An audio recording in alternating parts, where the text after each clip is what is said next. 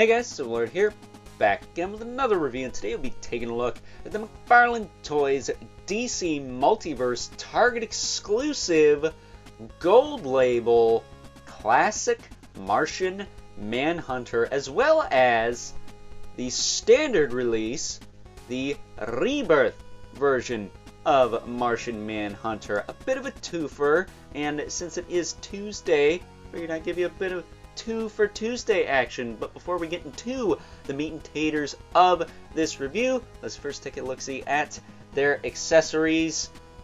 The collectible trading card. That's right, not cards. I actually couldn't find the card to this Rebirth Martian Manhunter, but I can only assume they are identical, other than maybe the picture on the front, because this is clearly the classic version that is exclusive to good old Target. But there you go. And I gotta tell you, I don't want to toot my own horn or anything, but I think my URL for this video is a little bit better than that. You guys let me know what you think of that in the comments below. But on the back, there's a bio that you can pause and read at your own leisure, which I can only assume is the same on both cards. Another reason this card is not present. Why put the effort in if it's pretty much the same, right? That said, for those of you not in the know, Martian Manhunter, aka John Johns, is the last of the Martians, the last of his kind, and he has the ability to shapeshift. I believe he has telekinesis, which I think translates to being able to read someone's mind in layman's terms, as well as super strength. I believe super speed to a point. He can teleport. He can become intangible, go through solid objects, kind of like a ghost. Very interesting power set. Kind of like Superman, but almost a little bit better in some ways, especially when you throw in the intangibility, telekinesis, and shape-shifting abilities. I think he's got a little bit of an edge. Good old Soups. That, and I think he can replicate other heroes' powers when he does shapeshift into them. So, don't mess with this guy. That's all I can say. But taking a closer look first at the Rebirth version.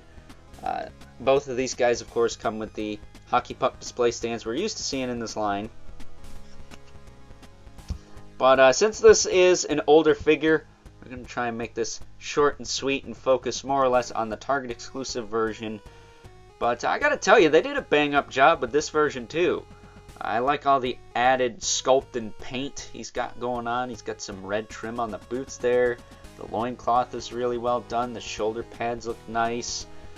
And I'll break down the anatomy a little bit more with that Martian Manhunter over there, because he's got a little bit less going on. It's a little bit less restrictive. But I will say, overall, on both these guys, the anatomy is top-notch. I think it's really well done. He's got a nice soft cape. It is pre-posed. It is a little bit on the heavy side, but you can get him to stand without the stand. I like the alien/humanoid-esque head. It's kind of a mix of both, which, not gonna lie, I think I would have preferred a pointier head on this guy and a rounder head on that guy, just to differentiate the two a little more, but this is fine. Serviceable. You can definitely see that he takes some cues from the classic design while updating it a bit. I'm gonna be honest, it kind of reminds me of the Injustice version of this character, who had the pants and the upper body add-ons and whatnot. But, that said, he does have pants. And if there's one thing they did that's kind of odd to me, is they reuse the legs, so he's got that texture, that pant texture on this figure as well. He's got a little bit of that on the arms, but it's not nearly as noticeable. But what they were going for is, I can only assume, some kind of alien skin type texture. It works and doesn't work. It comes off a little cheap, but I can't say it's the worst thing in the world. So taking a look at the classic version, I should say. He also comes with a stand. And this was exclusive to Target, and you can currently pick this guy up on the Target website. Mine is sold out of them at the moment, my Target store. And I believe the Rebirth version, this guy right here, You can buy him most online retailers still. I don't think he's sold out. But I had to do a little bit of modification to this one. I had to pop the torso apart and carefully align these straps so they synced up a little better. So there is that. So I'll actually probably show the torso articulation on the other one. But getting into the anatomy, the chin to shoulder ratio is really good. He's got that V shape I like. Could have maybe been a bit broader, but it's Martian Manhunter. I don't think he's supposed to be the most jacked guy in the world, so that's fine. It's good enough for me. What I'm really curious about is how this guy scales with DC Classics figures, because I don't have a traditional style Martian Manhunter with my DC Classics collection, so I'm very curious if this guy is too big or just the right size for those, because Martian Manhunter is supposed to be a bit on the tall side, and as far as this line's concerned, it's a little bit on the short side. He's dwarfed by quite a few different characters, so I don't know if maybe he's shrunk in recent years or what have you. I guess that's another ability he has. He can change size, but doesn't that qualify as shape-shifting? I don't know, you tell me. But as far as articulation goes, his head can look up and down, can look side to side. I will say, I do wish he had a clasp here. He's got these little silver button pieces, or gold button pieces, but I wish he had the clasp going across. That would help secure this collar down a little better, because the sides are just kind of hanging out. They're not attached to anything. I would have also liked a more neutral cape sculpt, maybe, for this one. And again, a more round head. Whereas with this one, I would have liked an even pointier head, pointier than this. Kind of like what Mattel did with the DC Classics figure. But it is what it is, I suppose. Shoulders go out to the side. Go back down. They're on that ball rotator cup thing. So you can make him look a little bit more broad, which I think is nice. He's got a bicep swivel. He's got a double jointed elbow.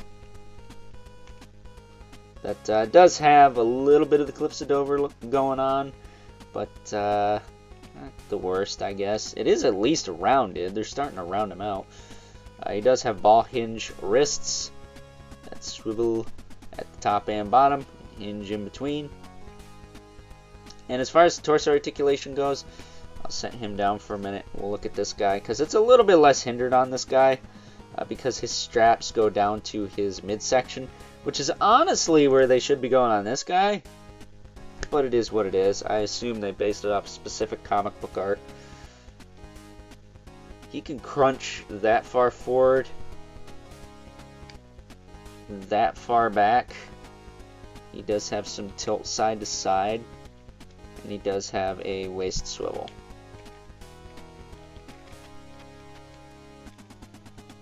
As well as a diaphragm swivel. So that is the midsection for you.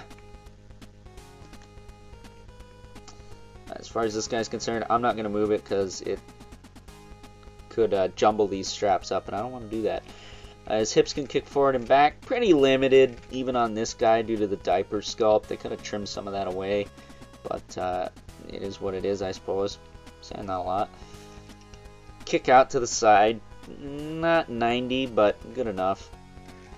Got a thigh quiver in there. Works okay. Double jointed knees. Taking some chunks out of the leg there. Definitely not as good as some of the figures we've been looking at, but I don't think it's the worst. Does have a hinge in the foot with a swivel at the top, rocker at the bottom. Toe hinge that is tight and neutral, at least on this figure. Pretty darn tight, if I do say so myself. What about the other one?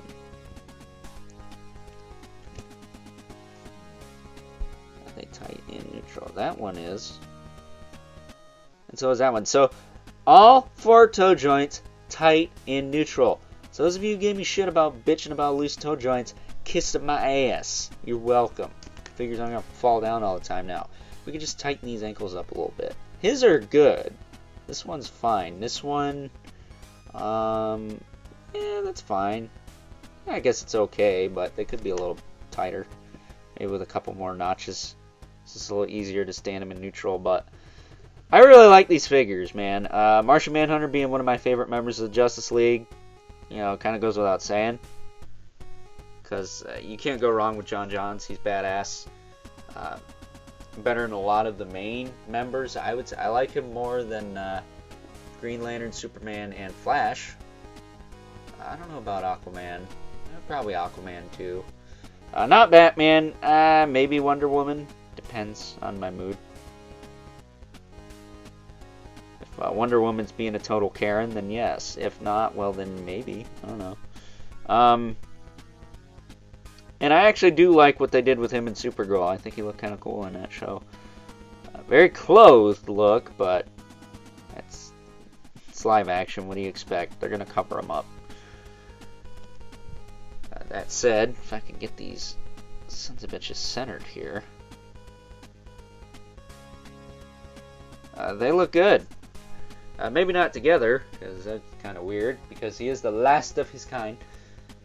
But I think if we get more classic style characters in this line, this Martian Manhunter will find a home, if not with my DC Classics collection. And then the Rebirth one, I think if you're going to get anyone, maybe get the Rebirth one. It's a little bit easier to track down, has a little bit more sculpt and paint going on because of the added accoutrements. And overall feels more like a gold label figure than the actual gold label figure. I think you're getting more bang for your buck here. And even though these guys are the same price, I think the gold label, for lack of a better term, suits the Rebirth one a little bit better. And he fits with the overall scheme of things with this Multiverse line. They're doing a lot of Rebirth stuff. I got the Rebirth Batman and Deathstroke handy for comparisons. We're going to see how they stack up next to those. But I think for the most part, the Rebirth one is the way to go, even though I do really like the classic exclusive version, maybe a little bit more, just objectively, but subjectively the Rebirth one is, I think, a little bit better. So with that being said, enough rambling. I think I've sucked these things' dick long enough. I love this figure, man. Definitely one of the best Multiverse figures of the year. One of my favorite DC characters. What do you expect, man? So that being said, let's now move on and take a look at some size comparisons. First up, here is both Martian Manhunters next to a couple of Rebirth figures from the McFarlane Toys DC Multiverse line. We have the Rebirth version of Batman and the Rebirth version of Deathstroke, who is a little bit tall, unfortunately, but luckily, since the Rebirth Batman is a little bit on the short side, this Martian Manhunter figure does scale perfectly with him, so I guess you can't have your cake and eat it, but that's better than nothing, I suppose. Next up, here they are alongside a couple of Mattel DC Universe Classics figures, Robot Man from Doom Patrol and Forager from New Gods, both of which were a part of the Imperiex Collect and Connect wave, which I took a look at way back earlier this year when I started Flashback Fridays. And the main reason I busted these two out over any other DC Classics figures I may have is because they were the closest thing I had to the standard buck from that line on hand without going through storage or messing up my display. So take that for what you will. But for those of you who don't know, the DC Classic line has a very uniform look because it was sculpted and painted by the fine folks over at Four Horsemen Studios, who, as I said before in the Bane review a couple of weeks ago, are masters of their craft. That said, I think you could take some of the McFarlane Toys DC Multiverse figures and fudge them into that display if you really wanted to. I don't think Martian Manhunter here is too big to fit in scale with this line because he is meant to be a taller character, much like a lot of the larger scale McFarlane Toys DC Multiverse figures like Lobo or Bane or Clayface or Man-Bat or Swamp Thing. I think you could easily fudge those into your DC Classics display. I don't really see a problem with that. And last but certainly not least, we have our two regulars, the Mythic Legions, Brother Mandibulas, the Love Spawn, who as usual, towers over everyone. Thinking about it further though, considering the fact that Martian Manhunter is a shapeshifter and could potentially change into good old Al Simmons here, is that really true? I don't know about you, but my mind is blown right now. With that being said, time to wrap things up. Some final thoughts. Overall, and as much as I do really like the Target exclusive classic version of good old Martian Manhunter here, I have to be honest and say that I think you're getting a little bit more bang for your buck with the standard Rebirth release. That, and he just seems to fit the overall theme of the McFarlane Toys DC Multiverse line right now, which is pretty much Rebirth or some whack-ass one-off shit. And that is, as of the time I'm recording this, in fall of 2022. We don't have a whole heck of a lot of tried and true classic interpretations of the DC Universe characters at this current time. That could all change, so if I was you, I would probably suggest to pick up both, especially if you are a classic DC fan such as myself, because it's really hard to beat the classic stuff, right? Even though Greg Capullo, give you credit, you're trying, man. You're really trying, as crazy as some of your designs may be. That said, at this current time, fall 2022, I think the Rebirth one is the way to go. Unless you are, again, a classic DC fan like myself, or a Martian Manhunter fan like myself. He's one of my favorite members of the Justice League outside of the main three, which is of course Batman, Superman, and Wonder Woman. That said, other Justice League members I'd like to see, I'd really like to see both a classic and a Rebirth version of Hawkman. I think that'd be really badass. I think McFarlane could really do something with that, as well as a classic and or Rebirth version of good old Dr. Fate. We have an Injustice 2 Dr. Fate, we have a movie Dr. Fate, but we don't have a comic book one yet, and I think now would be as good a time as any to give us something like that. Come on, Todd. I know you can do it, just maybe bump up the QC a little bit. So that being said, I hope you guys enjoyed this review. If you're so inclined, please don't forget to comment, like, subscribe, and hit the bell so you know whenever I upload more reviews like this one. If you haven't already, please hit me up on Instagram at Overlord Productions. But as always, keep comments civil, because the world sucks enough as it is, especially when, as much as I don't give Todd shit for exclusives, I have to say, you've been making a lot of shit I like exclusive, and most of it is a bitch to find.